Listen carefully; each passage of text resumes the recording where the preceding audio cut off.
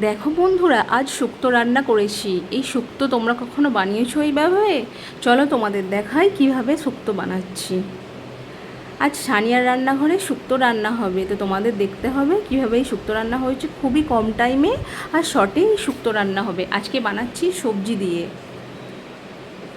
Healthy একটি রান্না। তাজা তাজা দেখো, লাউ, লাল আলু, সজনে ডাঁটা, এগুলোকে নুন আর হলুদ দিয়ে একটু ভালো করে সিদ্ধ করে নেব।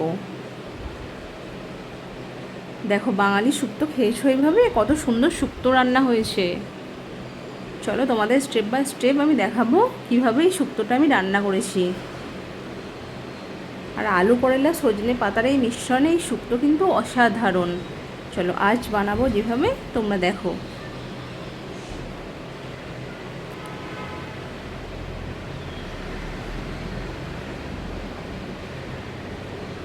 তো উচ্ছেটাকে এইভাবে আমরা ভেজে নেব ভালোভাবে।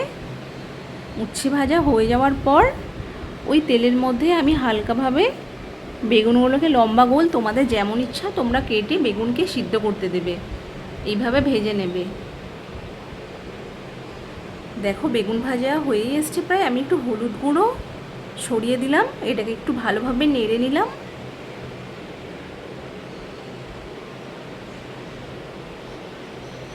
এবার একটা পেঁয়াজ টমেটো দিয়ে আমি একটু পেস্টটা বানিয়ে নেব। পেস্ট বানানো হয়ে গেছে, ওটা সাইডে আমি রেখে দিলাম। এবার ভেজে রাখা যে বেগুন আর উচ্ছে আছে ওগুলোকে আমি তুলে নিলাম।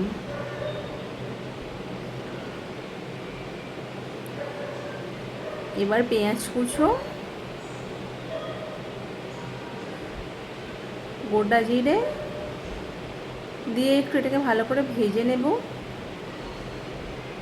এরপর তোমরা একটা মৌরি আর জোয়ানকে ভালো করে বেটে একটা মশলা তৈরি করে নেবে, যেটা এই শুক্তো রান্নার একটা অসাধারণ একটা ট্রিক্স। এটা না করলে কিন্তু টেস্টটা ভালো আসবে না। তো চলো, এটা ভাঁটা হয়ে গেছে। এবার মৌরিটাকে একটু দিয়ে দিলাম, মৌরি আর জোয়ান আছে এখানে। তো এটাকে একটু ভালোভাবে নেড়ে নেব। এবার বেটে যে মশলাটা রেখেছিলাম সেটাকে আমি অ্যাড করে দিলাম। দেখো বন্ধুরা, এটাকে ভালোভাবে কষিয়ে নিচ্ছি আমি। এটাকে খুব ভালো করে কষিয়ে নেব। তারপর একটা একটা করে আমি সব কিছু অ্যাড করব। একটু ঢাকা দিয়ে 5 মিনিট রেখে কষিয়ে নেওয়ার পর জিরে ধনে গুঁড়ো দিলাম, লবণ গুঁড়ো দিলাম,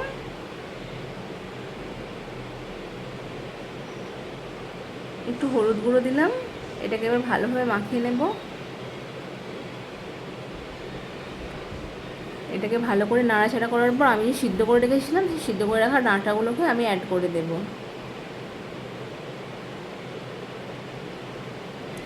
ডাঁটা আর লাউ যেটা সিদ্ধ করেছিলাম আর লাল আলু, ওটাকে ভালো করে মাখিয়ে নিলাম। এবার অল্প পরিমাণ জল দেবো, কারণ এটা সেদ্ধ হয়ে আছে, জাস্ট মশলার সাথে মিশ্রণ হওয়ার মতো। তারপর আমি যে ভেজে রেখেছিলাম বেগুন আর উচ্ছেটা, ওটা অ্যাড করে দিলাম। এবার তো জমবে আসল খেলা। এবার দুধ অ্যাড করে দাও, নাহলে এই শুক্তোর মজা কিন্তু অসম্পূর্ণ থাকবে। তো দুধ অ্যাড করে দিলাম।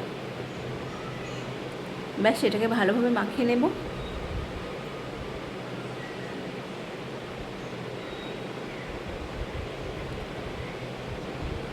ওই যে মৌরিয়া জোয়ানটা বেটে রেখেছিলাম শেষে এটাকে এবার একটু দিতে হবে, ওটা একটু দিয়ে নিলাম। ব্যাস, সেটা ফুটে গেল। ব্যাস, কালার ছাড়ছে। এবার একটু লঙ্কাটা তোমরা পরিমাণ মতো দেবে। এই টাইমে লঙ্কা দিলে না খুব বেশি ঝালটা বেরোবে না, কিন্তু স্মেলটা ভালো আসবে। তো এটা দেওয়ার পর আমি একটু 2 মিনিট মতো ঢাকা দিয়ে রেখে দেবো। 5 থেকে 7 মিনিট মতো ঢাকা দিয়ে রাখবো। ব্যাস,